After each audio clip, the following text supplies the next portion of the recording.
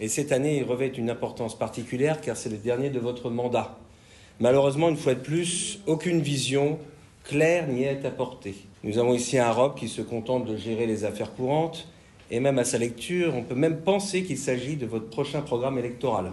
En matière de fonctionnement, alors vous vous vantez de ne pas augmenter la taxe foncière, mais il faut rappeler que la majorité des services ont augmenté en 2024. Que ce soit les abonnements des téléalarmes, les tarifs de la restauration scolaire, les tarifs périscolaires, sans parler des augmentations des bases locatives voulues par le gouvernement. Et vous persistez à comparer notre ville avec les villes voisines aux grandes dames de vos collègues maires de la CGBS. Pourtant, chacun sait que les valeurs locatives cadastrales varient d'une commune à l'autre. Votre comparaison est donc dénuée de sens et ne repose sur aucune réalité. Alors vous évoquez un haut niveau de service public, ce qui est loin d'être la réalité. Les agents de la ville accomplissent un travail remarquable, je tiens à le souligner, malgré des conditions difficiles dues au manque de moyens humains et matériels. Ils ont parfois du mal à accomplir leur mission. Et depuis votre arrivée, certains services continuent de souffrir, notamment les services techniques, la police municipale. Le Vésinet est mal entretenu et sale, à tout point de vue. Déchets dans les rues, les trottoirs non entretenus, les lacs et rivières, j'y reviendrai tout à l'heure, les pelouses. Les Visigondins et visiteurs sont frappés par la dégradation spectaculaire de la ville. Alors vous avez eu recours à une société privée pour la gestion de la verbalisation pour un coût de 140 000 €. Un essai de zèle sans pareil. Les habitants se font verbaliser plusieurs fois dans la même journée. Le record pour un Visigondin qui est présent dans cette salle, 5 fois dans la même journée. Certains se font verbaliser alors qu'ils sont en règle. Les autres n'ont même pas le temps d'aller à un orateur qui fonctionne, qu'à leur retour, ils sont verbalisés. Il nous remonte que l'attitude des agents verbalisateurs est très contestable. Un acharnement serait fait sur certaines rues. Conséquence, les Visigondins sont excédés. La fréquentation chez nos commerçants baisse. L'association des commerçants, à ce titre, vous a alerté par une lettre recommandée sur cette situation et vous a même mis en demeure du jamais vu au Vésinet. Qu'attendiez-vous pour résilier ce contrat et revenir à une police de proximité?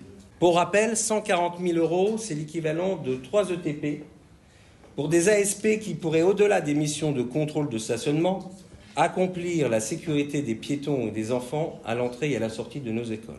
Concernant la capacité d'autofinancement, elle est faible. 3,3 millions d'euros bruts, ce qui équivaut à 1,5 million net.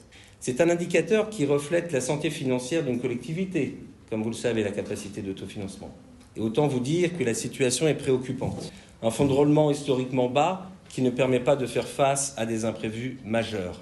Concernant l'endettement, depuis votre arrivée, vous avez emprunté 9 millions d'euros sans grand résultat, sauf pour renflouer votre dérapage de la ZAC Princesse à plus de 5 millions. Fin 2024, vous avez emprunté 4 millions mobilisables sur 12 mois à taux variable. Vous prenez des risques avec l'argent des contribuables. Rappelez-vous du scandale des emprunts toxiques. Avoir recours à du taux variable est un risque pour nos finances.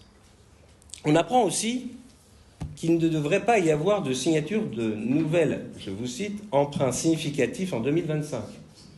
Ça ne veut rien dire. Cette phrase relève votre incapacité à savoir où vous allez.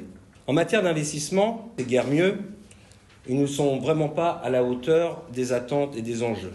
La majorité des projets prévus pour 2024 sont des opérations reportées de 2023 qui eux-mêmes venaient de reports d'exercices budgétaires précédents.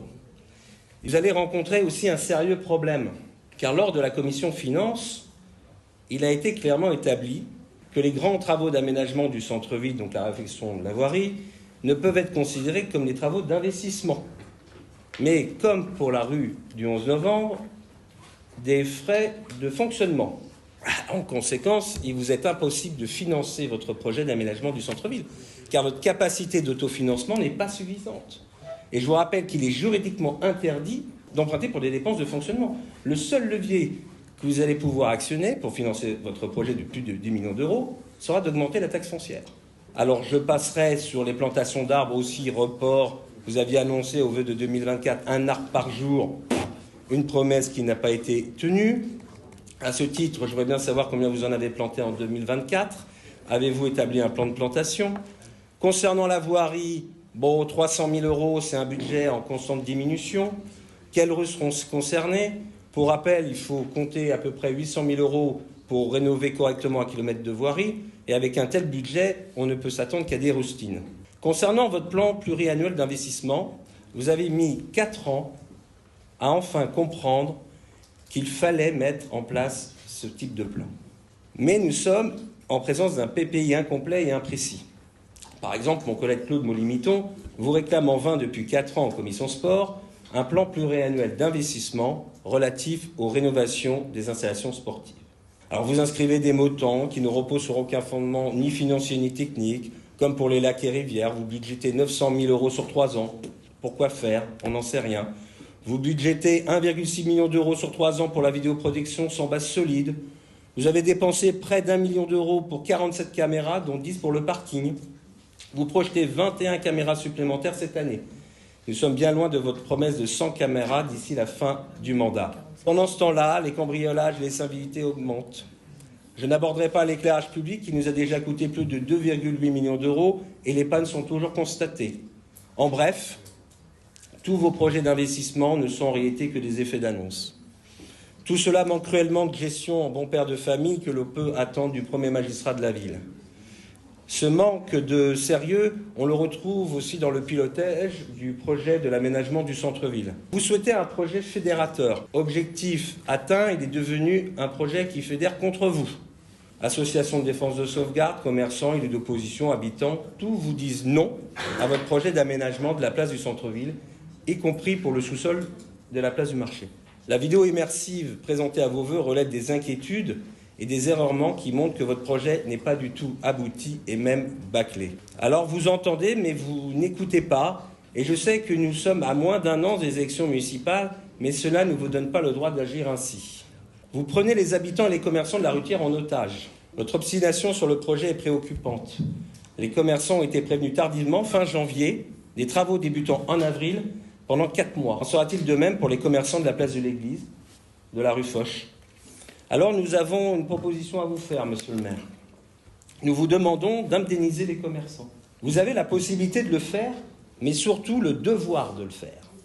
Car ces travaux publics qui vont produire de multiples nuisances et qui vont paralyser leur activité commerciale du fait de la dégradation de la voirie, va engendrer des difficultés réelles d'accès et de visibilité qui constituent pour les commerçants de la Rutière, mais aussi pour tous ceux du centre-ville, une véritable menace pour la pérennité de leur entreprise. Nous vous demandons de mettre donc en place une indemnisation amiable actée par un protocole d'accord transactionnel entre la ville et les commerçants. Ce manque de transparence et d'anticipation montre une nouvelle fois votre incapacité à piloter des projets de grande envergure. Alors concernant le dessous de la place du marché, nous réaffirmons le souhait d'un véritable référendum. L'enquête d'une association de la VNR que nous avons reçue ce matin révèle que la grande majorité des Visigoths interrogés rejettent les 2 projets, contrairement aux résultats de votre consultation, dont je rappelle une nouvelle fois que tout le monde pouvait voter, qu'il n'y avait pas de sécurité, que quelqu'un de chez nous a pu voter 150 fois pour le projet Paddle. En conséquence, vous voyez, ces consultations n'ont strictement aucune valeur. Alors, nous soutenons bien évidemment l'association des commerçants qui vous met en demeure aussi sur ce projet, ainsi que sur la prestation du stationnement, en vous menaçant de cesser tous les événements de cette année. Nous soutenons Sauver le Vésinet qui vous a proposé 4 mentions qui sont tout à fait légitimes et que vous n'avez pas décidé de mettre à l'ordre du jour, mais on en discutera tout à l'heure. Nous soutenons l'initiative de la VNR pour le défilé de samedi prochain et nous serons présents pour dire non à votre projet. Ayant enfin le courage de reconnaître vos erreurs et de revoir votre copie, il est de votre devoir d'écouter la population. Nous exigeons une véritable concertation avec l'ensemble des parties prenantes pour un aménagement qui respecte les besoins et les attentes de tous. En conclusion, monsieur le maire, ce rapport d'orientation budgétaire manque cruellement de vision, de transparence et de sincérité, révélant ainsi les failles profondes de votre gestion municipale. Vos choix budgétaires et projets annoncés sont insuffisants et mettent en péril l'avenir de notre ville. Il est urgent de revoir ces orientations pour éviter une catastrophe financière et enfin, au bout de 5 ans, répondre aux attentes légitimes de vos administrés. Je vous remercie.